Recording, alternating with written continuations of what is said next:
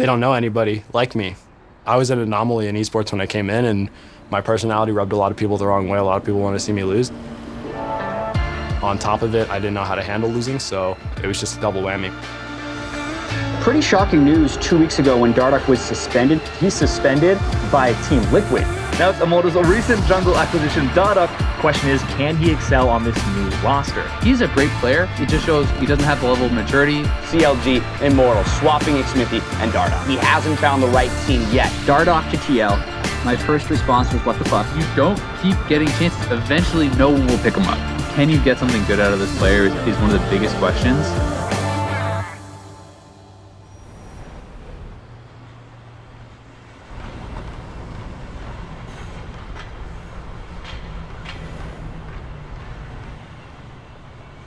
Bethlehem was really just like a low middle class area, I guess.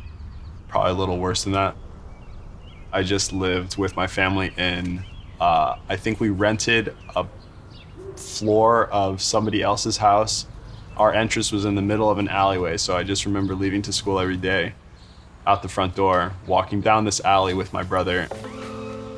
At the very beginning, League was more so just like an escape from my everyday life at home, I guess. It was pretty boring, a lot of family issues, stuff like that.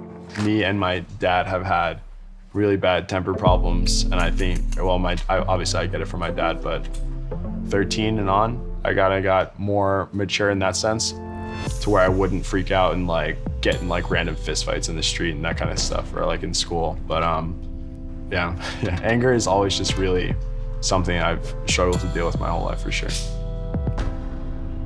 When I was in like sophomore year, I got really, really good at League, and I stopped caring so much about school because esports was kind of like blowing up. It was like, I think season 2 or season 3 at the time. My brother helped me convince my parents to let me play in Challenger Series, and then yeah, that's been my life ever since. Taking over for I Will Dominate is Dardoch in the jungle. A very vocal player, very aggressive player.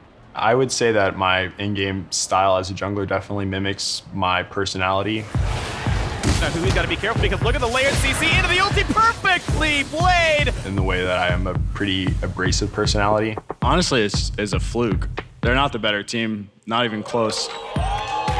When I was 17 and I first moved out to California, I knew that I was like unreplaceable for the team, for sure. This might burn the flash. Oh! Flash burn to Cocoon predicted. The Dardoch hype. What a Cocoon right there. Dardoch gets one, traded back in by GBM. Lysandra is low though. Triple kill for Dardoch, killing everybody with a quadra kill. I could have just done whatever, picked whatever in scrim, said whatever to whoever complained about X, blamed Y, that kind of thing. There's a lot of petty arguments I had in the past where I would just have them for sake of, you know, feeling powerful or being, yeah, just having like I had a lot of power trips when I was really coming up in the scene. Moving back, move backwards. Okay, it's over. You guys like don't listen to the teamfight calls at all, actually. It's actually quite astonishing. On my first couple of teams that I would just argue for really no reason just because somebody would like, you know, critique me or something really simple like that. I ran through the same routine pretty much every split. I would go to whoever my owner was and ask to be traded because I was never happy on whatever team I was on. At that time, I was just really, I had an issue with pretty much anybody on my team that was underperforming, essentially. You didn't talk all game. You're not listening to your teammates, and you're not paying attention. You guys just need to focus way more for next game. Because this game was all on you guys, bottom. Throughout my whole career, I've always been able to justify myself by saying that I'm a really great individual talent and I'm really young and I'm an NA import, that kind of stuff, and it would always get me on the team regardless of how I acted or, you know, my attitude, that kind of stuff. But after I was replaced by CLG, then I had to watch the playoff run of CLG and IMT, both teams that I was on. That Immortals, same roster, just with the Xmithy in place of me, just comes to the team and essentially takes them from 7th place in the split that they had with me to Worlds. The main problem was obviously me. There's only one person that changed, so watching them go to Worlds in general is obviously really saddening, and that was like probably my lowest point. I knew that it wasn't going to be I needed to like for sure change, and it was like not gonna work anymore. After a certain amount of times when the player keeps asking to get traded after each split, somebody's gonna be like, why is he not sticking on one team? Anytime a young talent comes along, any team should be really happy to just take it along and try and nourish it, you know what I mean? But yeah, after I was the problem kid on 4 different teams and like 5 different rosters, that kind of thing, I'm just a problem kid. No longer am I just like a promising rookie. I'm just an issue for a team at that point. Last summer, they finally let me know at the end of their roster iterations that I wasn't selected, that I'm gonna be finally let go towards being a free agent. During that break period, it kind of sunk in that I might just not play for a year or a split or however long, and I might have to move back out of California because I can't afford it, that kind of thing. I didn't really think I was gonna get a team, so I reached out to everyone. I sent individual emails to each team, and the only team to reply was Echo Fox, and yeah, it was pretty apparent that at that time it was my last chance. Super surprised that Dardoch is getting another chance, just straight off the bat. I'm actually very surprised that he's on another LCS roster. There's been so many problems with him. So many times it's like, is this his last chance? Yeah, it's probably his last chance. Well, he's on Echo Fox. We asked our group, and they kind of told me that he had blown up here, had problems here, problems with teammates. And I said, well, look, let's bring him in and talk to him. Let's interview him. He had like a dad hat on, had his glasses on, came in, big smile on his face, sat down, crossed his legs. And I was like, something's not quite adding up. And I said, why is everybody scared of you? And he goes, because I just want to win. And they go, if they're not doing what I think it takes to win, I'll tell them. I respect that. I'm the same way. I was blown away by the kid.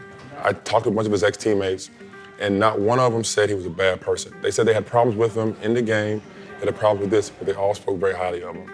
And I think that's a key indicator of someone that's just young and needs an understanding person around them. I always base a couple decisions on everything I do. Are you a good person or are you talented? If you're a good person and you're talented, I can make the rest of it work.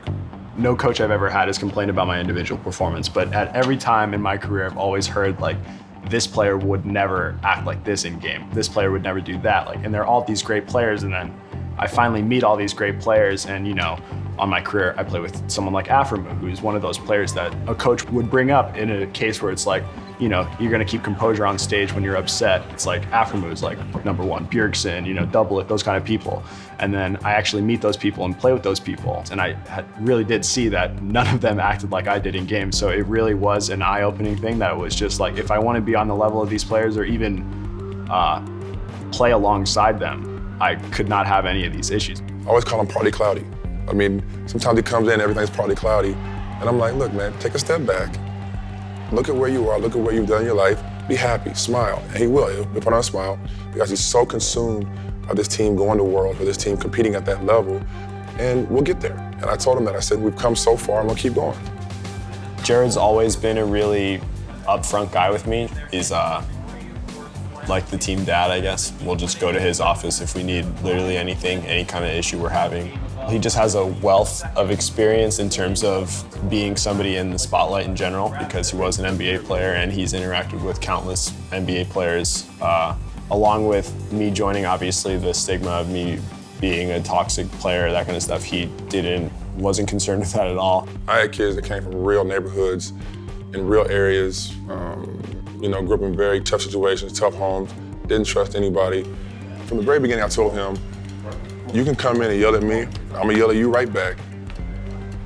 And once we get all that out of our system, as long as you can be a man about it and step up and do your job the way you should, I'll do my job, it doesn't affect each other. And he said that, and that's what we've done. I mean, we've had arguments, we've had heated arguments, but it hasn't affected our relationship. If I'm not doing my job to get this organization where it should be, come tell me.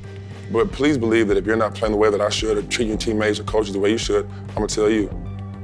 Even the best players have weaknesses, while also they have different strengths. Like, I'm a really passionate person, so I can use it to be more positive toward my teammates rather than negative, and I can just try and wane off the negativity. It's up to me to put people around him that can respond to his kind of motivation.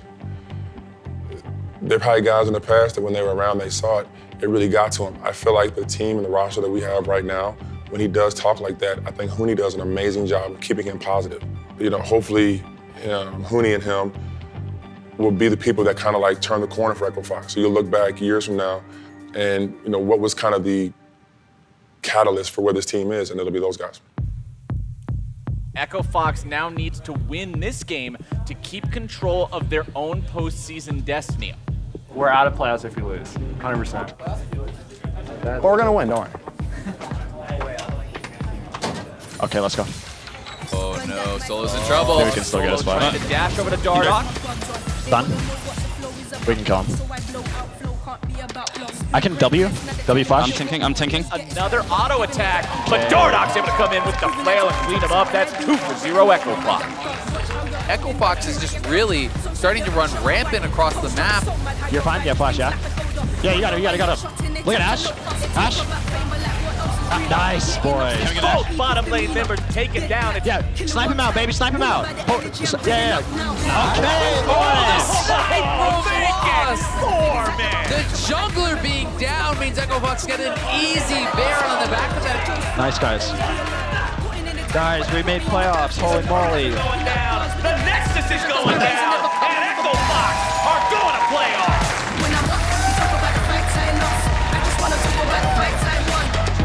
They reminisce like this, but bodies that I'm dropping always sound like hits. So what? You talk about the fights I lost. I just wanna talk about the fights I won. I reminisce like this, cause the bodies that I'm dropping always sound like hits. My GP is winning from minute 3. As Sejuani GP versus fucking their counter pick Aurelia and Kindred. The game's... It's not like I've changed who I am or anything like that over the years. It's just I guess I've evolved as a person. Yeah, game was pretty clean. Our carries played well. I think the comms are just gonna, we'll just have to assign a leader.